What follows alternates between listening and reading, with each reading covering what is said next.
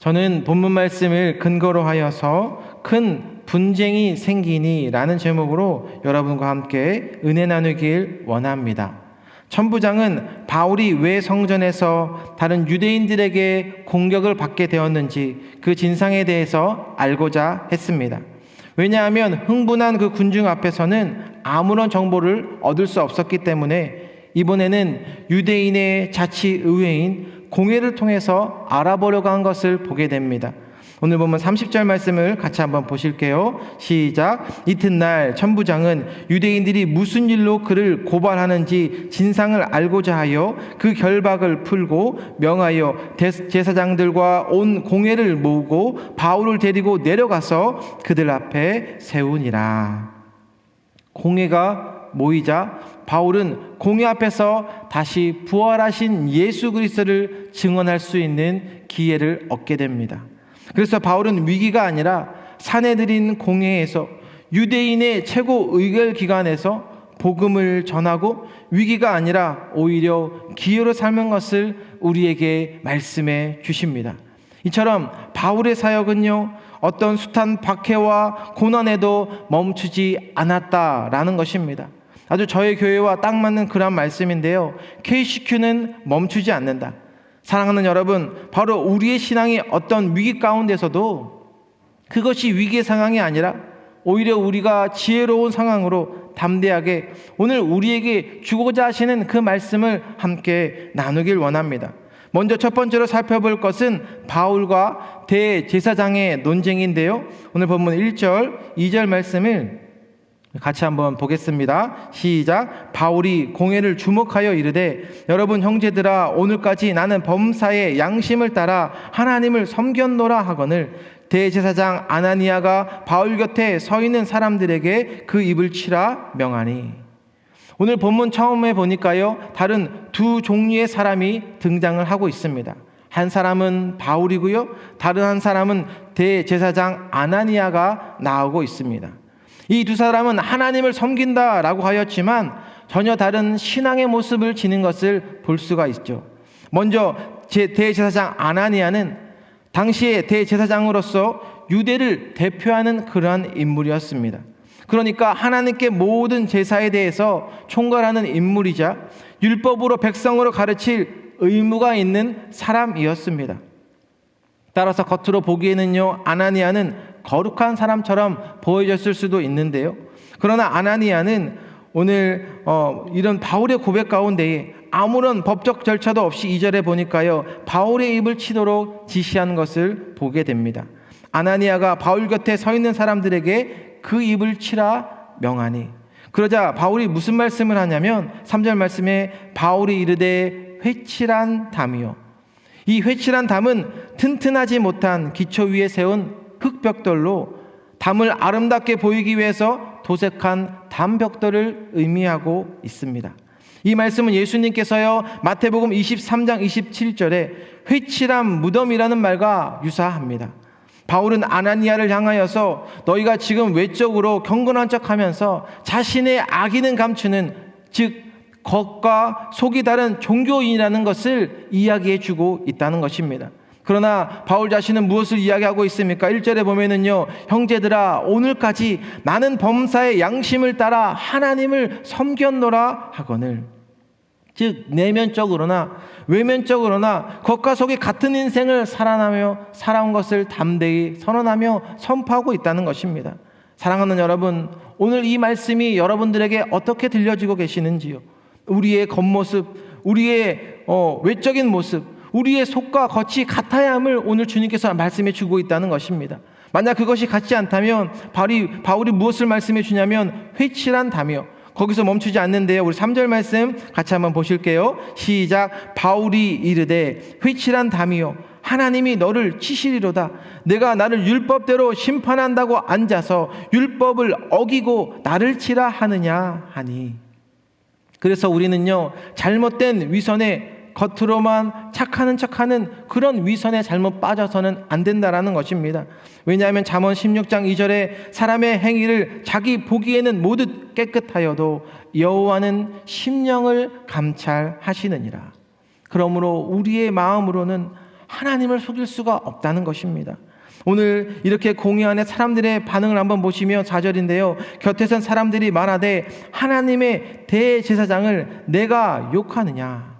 그러자 바울의 대답은요, 5절 말씀 같이 한번 보실게요. 시작. 바울이 이르되 형제들아 나는 그가 대제사장인 줄 알지 못하였노라. 기록하였으되 너의 백성의 관리를 비방하지 말라 하였느니라 하더라. 바울은 아나니아가 대제사장인 줄 몰랐다라며 분명한 아나니아가 잘못을 했을지라도 바울은 비방해서는 안 됨을 그는 단호히 이야기한 것을 보게 되죠. 해야 할 이야기가 있고 하지 말아야 할 그런 그 경계선이 분명히 있다는 것을 우리에게 말씀해 주고 있다는 것입니다. 제가요, 부교육자로서 담임 목사님에게 저의 이야기를 주장하게 되는 순간 하나님의 질서를 어기게 되는 것입니다. 이것이 부교육자일 때 취해야 될 자세인 것입니다. 그런데 이 말씀은 과연 저에게만 해당한 말씀이겠습니까? 여러분들에게도 여러분들이 담임 목사님을 이 교회에 모셔오셔서 여러분들이 세우신 만큼 이 말씀을 붙잡고 여러분들이 얼마나 순종하고 있는지에 대해서도 우리 각자에게 말씀해 주시는 그 메시지가 있다는 것입니다. 담대하게 복음을 전하는 건 맞지만 우리 자신을 돌아보며 하나님께서 정해주신 그 질서 앞에 순종과 또 존중으로 나아갈 수 있는 저와 여러분들 되시길 주님의 이름으로 축원을 드립니다. 두 번째로 살펴볼 것은 지혜로운 변론인데요. 오늘 본문 6절 말씀 같이 한번 보실게요. 시작. 바울이 그중 일부는 사두개인이요 다른 일부는 바리새인인 줄 알고 공회에서 외쳐 이르되 여러분 형제들아 나는 바리새인이요 또 바리새인의 아들이라 죽은 자의 소망 곧 부활로 말미암아 내가 신문을 받노라. 지금 바울의 이야기를 듣고 그전에는 바울을 올가매던 사두개인과 바리새인들이 이제는요 서로 사내들인 공회에서 싸우기 시작하는 것을 보게 됩니다. 즉 바울은 유대교의 주요 두 파인 사두개파와 바리새파의 이 교리적 차이를 인용하면서 두 부류의 사이에 뿌리 깊은 논쟁이었던 이슈였던 이 부활 문제로 분란을 일으키게 본 것을 볼 수 있습니다. 본문 7절을 보면 그 말을 한즉 바리새인과 사두개인 사이에 다툼이 생겨 무리가 나누어지니 지금 바울은요 자신이 이야기하고 있는 죽은 자의 소망 곧 부활 때문에 신문을 받고 있는다라고 진술하는데요. 이 말 한마디에 두 개의 파가 지금 얼마나 허술하고 허약한지를 잘 보여주고 있다는 것입니다. 오늘 본문 8절 말씀 같이 한번 보겠습니다. 시작. 이는 사두개인이 부활도 없고 천사도 없고 영도 없다 하고 바리새인은 다 있다 함이라. 사두개인들이 믿고 있는 신앙의 한 단면을 보여주면서 너희는 부활도 없고 천사도 없고 영도 없다 하고 모세의 오경만을 인정한 큰 문제점을 보게 해주시는데요. 그래서 바울은 부활 문제로 사두개파, 이 바리새파 간의 신학적 입장을 교묘하게 인용을 하면서 이런 상황을 생기는 것을 그가 노리면서 자신이 바리새인이라는 정체성을 내세우게 됩니다. 그러자 오늘 본문 9절 말씀 보시면 크게 떠들새 바리새인 편에서 몇 서기관이 일어나 다투어 이르되 우리가 이 사람을 보니 악한 것이 없도다. 혹 영이나 혹 천사가 그에게 말하였으면 어찌하겠느냐 하여 이제 오히려 몇몇 바리새인들은 자신과 함께 동지의식을 느끼며 바울을 변호하기 시작하는 것을 볼 수 있습니다. 바울은요 담대히 복음을 전하였고요 동시에 환란에서 건진받는 역사도 일어나게 된 것입니다.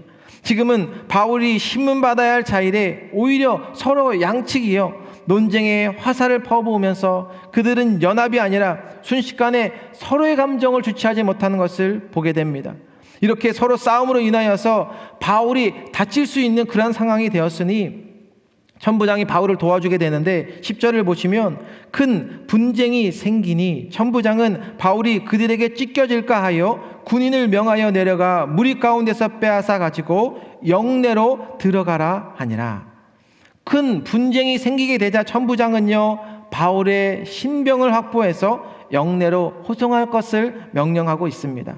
다시 영내로 돌아온 바울에게 그날 밤 또 한 번의 환상으로 사로잡히게 되는데, 오늘 본문 11절의 말씀을 읽고 마치겠습니다. 같이 봅니다. 시작. 그날 밤에 주께서 바울 곁에 서서 이르시되 담대하라. 내가 예루살렘에서 나의 일을 증언한 것 같이 로마에서도 증언하여야 하리라 하시니라. 아멘. 바울에게 주님 나타나 주셔서 위로해 주셨을 뿐만 아니라 그에게 사명을 부어주신 것을 보게 하십니다. 먼저는요, 담대하라 라는 말씀으로 그에게 용기와 힘을 북돋아 주셨고, 그리고 앞에 펼쳐질 그 운명, 사역에 대해서 말씀해 주고 있습니다. 나의 일을 증언한 것 같이 그 증언을 어디에서도 이루어갈 것을 말씀해 주시냐면 로마에서도 증언하여야 하리라 하시니라. 사랑하는 여러분, 우리 주님께서도 사역의 길, 은혜의 길을 여러분들에게도 보여주시는 줄로 저는 믿습니다. 때론 그 사역의 길을 가다가도 힘이 들 때가 있지만 오늘 우리에게 말씀해 주시는 것은 무엇이냐면 주님께서 우리에게 찾아와 주셔서 담대하라 라고 주님의 사역을 열심히 하고 있는 우리 귀한 자녀들에게 말씀해 주고 있다는 것입니다. 바울처럼 담대하게 복음의 증인의 삶으로 영원하신 하나님의 뜻을 붙잡고 나아가는 저와 여러분들 되시길 주님의 이름으로 축원드립니다. 기도하겠습니다.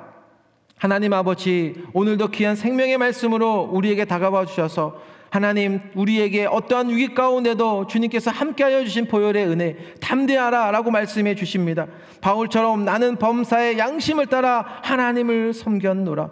하나님의 우리의 속과 우리의 모든 외면적인 것을 다 아시는 주님께서 우리가 더욱더 깨끗하게 하나님 거룩하게 드려지는 저희의 삶이 될 수 있도록 오늘 주님께서 저희들을 붙잡아 주시고 주님 앞에 겸손으로 나갈 수 있는 주님 귀한 하루 되게 하여 주시옵소서. 바울처럼 담대하게 복음의 증인의 삶으로 저희들을 사용하여 주시고 가장 영원한 것에, 가장 소중한 것에 우리의 생명을 아낌없이 드리는 우리의 삶이 되게 하여 주셔서 오늘도 기적의 현장 앞에서 하나님께서 우리의 삶을 받아 주시고 우리를 인도하여 주셔서 더 많은 하나님의 은혜 위에 은혜로 함께하여 주시옵소서. 감사드리며 예수님의 이름으로 기도드립니다. 아멘.